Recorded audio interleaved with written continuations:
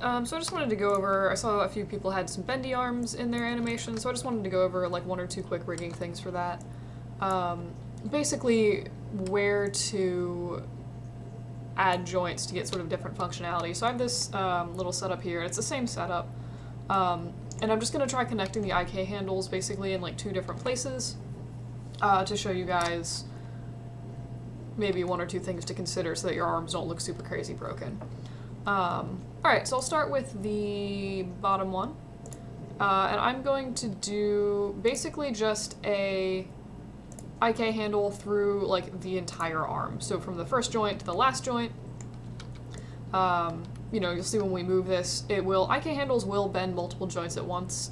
It's considered like kind of not great practice to do that because you don't have control over things.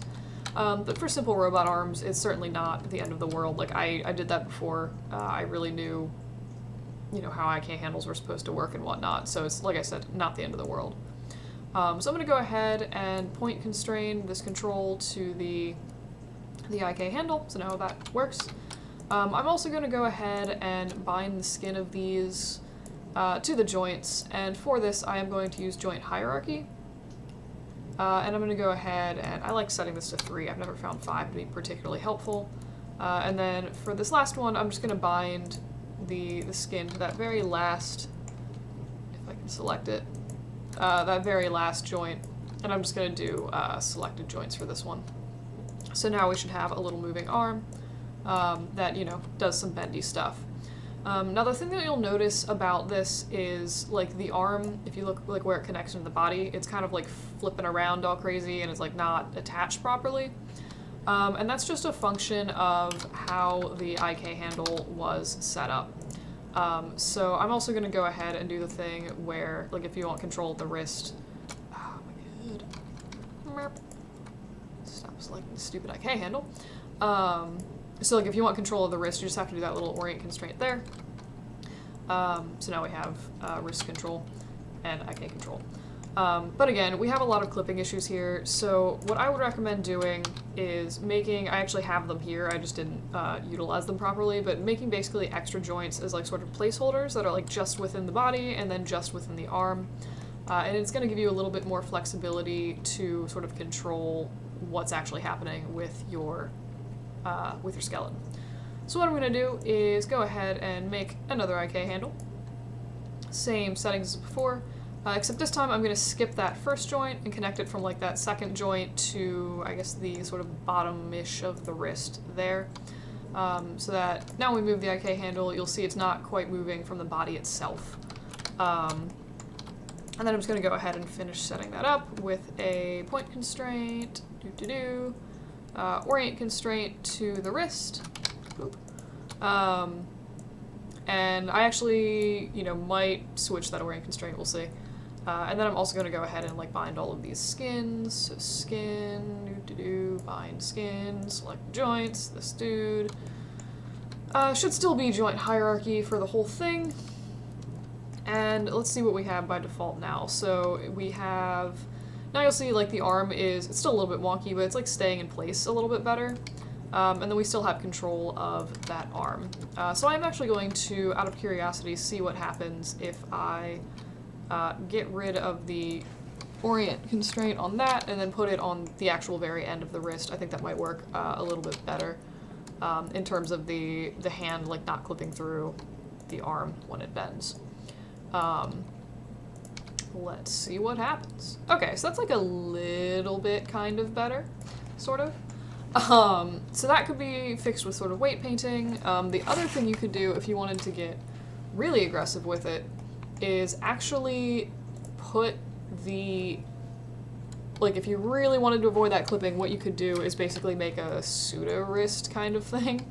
So I deleted the original IK handle. I'm going to pop a new one in. So from the wrist down to almost the end of the arm. Whoops. Hello. And I'm just going to move that control over somewhere less stupid for this. And grab the control, and if I can find it, the IK handle.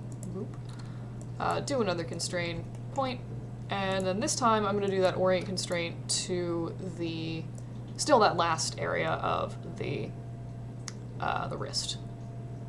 Am I going? Constraint, orient, yay. Alright, so what this should give us, like I said, it's a little bit, really, okay. Question mark. Did I, oh, whoops, I constrained the wrong joint, question mark? What did I do here? This is definitely not behaving as it should.